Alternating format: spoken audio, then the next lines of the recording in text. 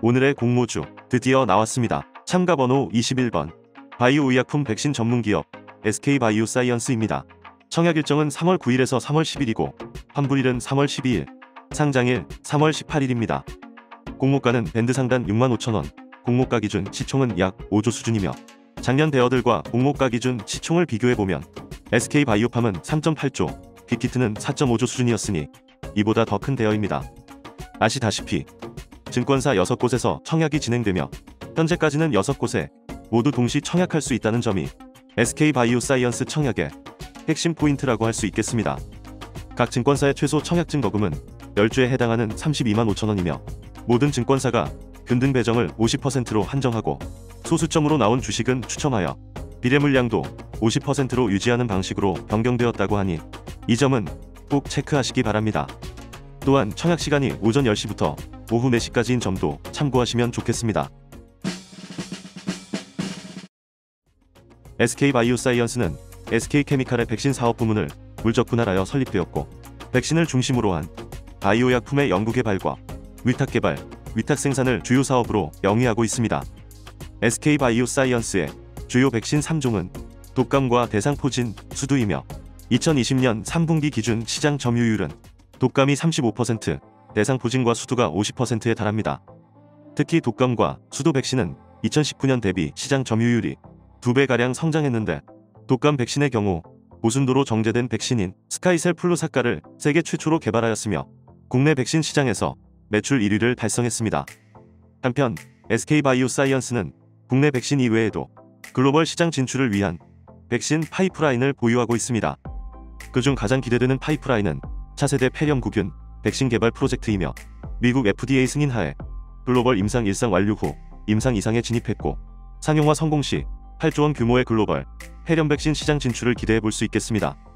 SK바이오사이언스가 최근 주목받고 있고 상장을 서두르는 가장 큰 이유는 기존에 보유한 백신 생산 기술을 바탕으로 코로나 백신에 대한 위탁 개발, 위탁 생산 사업으로까지 사업 영역을 확장했기 때문입니다.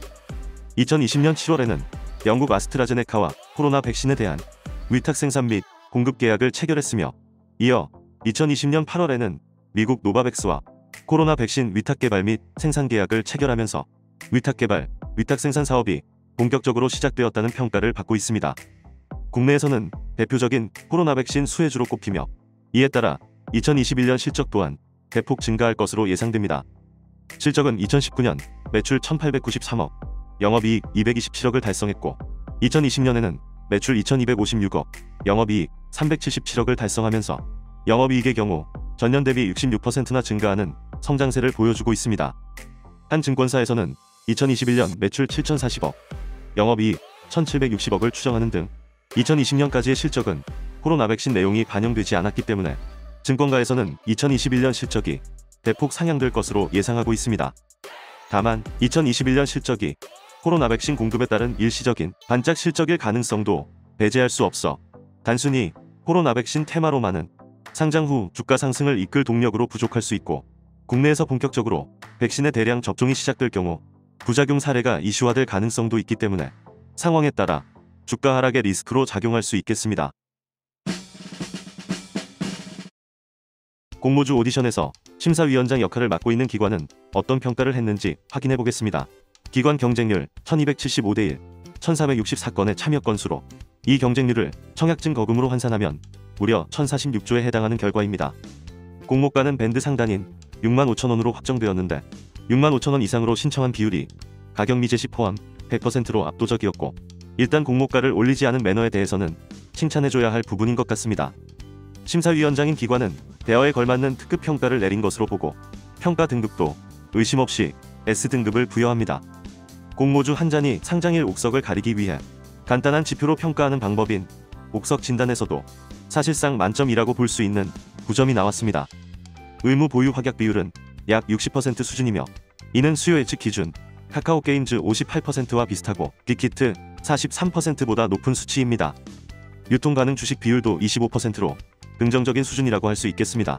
장외 시세 역시 이미 따상 가격을 넘어서는 19만 4천원 수준이기 때문에 일단 따상 분위기는 완성이 되었다고 봐야 할 것 같습니다. 총점은 최상위권에 해당하므로 평가 등급 S를 부여합니다. 다음은 공모가 적정 수준입니다. 현재로서는 SK바이오사이언스와 비교할 만한 백신 기업이 마땅하지 않기 때문에 그나마 가장 비교가 될 만한 삼성바이오로직스의 PER 기준으로 공모가 적정 수준을 확인해 보겠습니다. 2020년 단기순이익으로 봤을 때 삼성바이오로직스의 3월 8일 종가 기준 PER은 197배입니다. 동일한 PER을 SK바이오사이언스에 적용한다면 84,500원이 나오며 여기에 최근 상장사 평균 할인율 23.5%를 적용하면 적정 공모가는 64,500원이 나옵니다. 신기하게도 확정된 공모가와 매우 비슷한 수준입니다.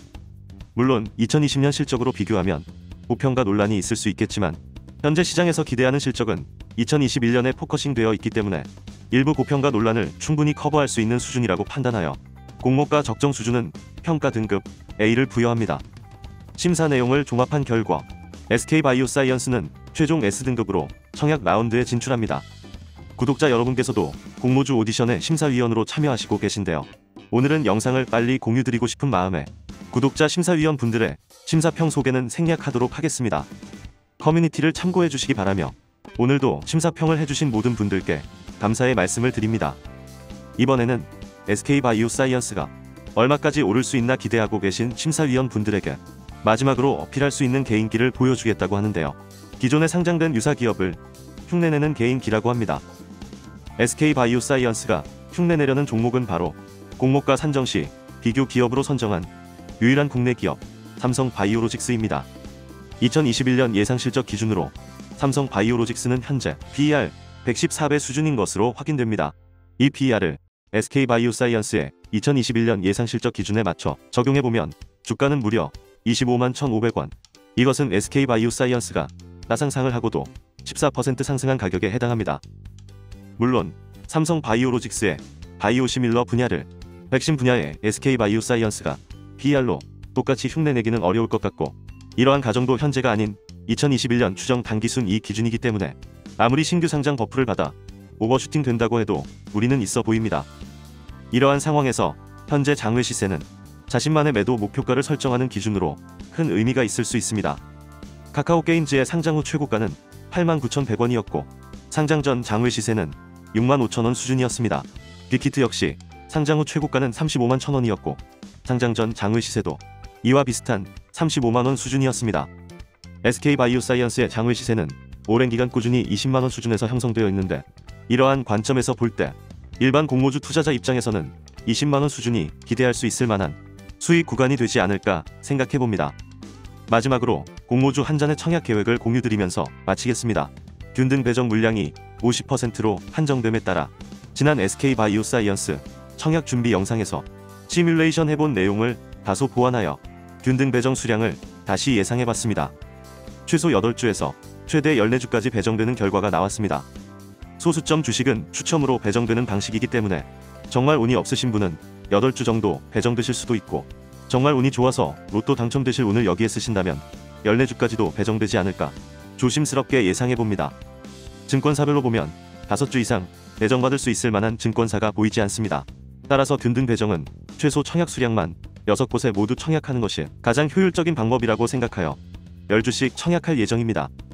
간혹 10주 청약보다 20주 이상 청약하는 것이 추첨에 유리한 것 같다고 생각하게 되는 경험도 있었습니다만 무작위 추첨 방식은 어떤 조건에서든지 일어날 수 있는 확률이 동등한 것이기 때문에 10주 청약이나 20주 청약이나 소수점으로 한 주 더 받을 수 있는 확률은 동일하다고 보는 게 맞는 것 같습니다. 혹시라도 자금의 여력이 있으시고 추첨에 변수가 있을지 모른다고 의심이 되시는 분들은 20주 이상 청약해보시는 것도 정말 후회 없이 최선을 다하는 청약의 방법이 되지 않을까 싶습니다. 그렇다면 비례 청약은 어떻게 할까요? 먼저 청약증 거금이 작년 카카오게임즈보다 다소 높은 수준인 60조에서 80조의 청약증 거금이 들어온다고 가정했을 때 대략적으로 비례 경쟁률을 예상해본다면 평균 종합 경쟁률은 322대 1에서 429대 1로 예상해볼 수 있고 평균 비례 경쟁률은 644대 1에서 858대 1로 예상해볼 수 있겠습니다. 이 경쟁률이 현실화된다면 대략 600주에서 800주 청약 시 한 주 배정되며 금액으로는 2천만원에서 2,600만원당 한 주 배정이 되는 셈입니다. 물론 결과는 다를 수 있으나 이런 식으로 감을 잡으셔서 비례 청약의 경우 경쟁률이 낮은 곳으로 청약해야 하겠습니다. 다만 각 증권사에서 표시하는 경쟁률은 종합 경쟁률인지 실제 비례 경쟁률인지 구분해서 비교하는 것이 비례 청약을 결정하는 데 핵심 포인트가 될 것으로 보입니다. 제가 현재까지 확인해본 결과 SK증권과 하나금융투자는 종합 경쟁률이 아닌 실제 비례 경쟁률을 제공할 예정인 것으로 확인했습니다. 경쟁률 기준은 증권사에서 공지를 하지 않으면 일반 청약자가 스스로 확인하기 어려운 부분이며, 경쟁률 표시에 대한 정확한 기준은 모든 분들이 다 같이 공유해서 잘못 청약하시는 분들이 없으셨으면 좋겠습니다. 혹시라도 청약일에 다른 공지가 있거나 제가 잘못 알고 있는 부분이 있다면 댓글로 공유 부탁드리겠습니다. 공모주 한자는 비례 청약 시 청약 마감일 오후 2시에서 3시 사이에 비례 경쟁률 기준으로 확인한 후 가장 낮은 경쟁률인 증권사에 청약할 계획입니다. 또한 청약 조견표에 따라 정해진 청약 수량으로 청약 후 남는 자투리 자금이 있다면 이 자투리 자금에 영혼의 먼지까지 끌어모아서 경쟁률이 낮은 다른 증권사에 청약하는 방법으로 한 주라도 더 받기 위해 마지막 안간힘을 써보려고 합니다. 이때는 한 주 미만의 소수점 주식도 0.6주 이상이 되면 한 주로 배정받을 기회가 생길 수 있기 때문입니다. 비례 배정의 소수점 배정 방법은 증권사마다 약간 다르지만 대부분 소수점이 5 이하면 버리고 6 이상이면 살리는 546입을 사용하거나 소수점이 높은 순으로 한 주를 배정하는 것이 일반적인 방법입니다. 따라서 최소 0.6주 이상이면 한 주 배정받을 수 있는 가능성이 있다는 점을 활용하는 것도 좋은 방법이라고 생각합니다. 여기서 가장 주의해야 할 점은 미래에셋대우는 이 방법이 통하지 않는다는 것입니다. 미래에셋대우는 배정 수량이 한 주 이상이 아닌 한 주 미만으로 나올 경우 소수점을 아예 버려버리기 때문에 미래에셋대우의 소수점을 노리는 소량 청약은 무모한 도전이 되니 주의하시기 바랍니다. 한편 SK증권의 경우 비례 물량을 우대 고객에게 20% 우선 배정한 후 나머지 80%를 우대 고객, 일반 고객 모두에게 안분 배정한다고 하니 SK증권의 우대 고객분들은 비례 청약에 굉장히 유리할 것으로 보입니다. 지금까지의 내용은 저희 의견일 뿐 투자의 판단과 책임은 투자자 본인에게 있다는 거 잊으시면 안 됩니다. 공모주 한자는 청약 마지막 날 커뮤니티를 통해 1시간 단위로 증권사별 비례 경쟁률을 공유드릴 예정이며, 청약에 참여하시는 모든 분들에게 좋은 결과가 있길 기원하겠습니다. 이상 오늘은 축제를 즐길 준비를 막 마친 공모주 한잔이었습니다. 감사합니다.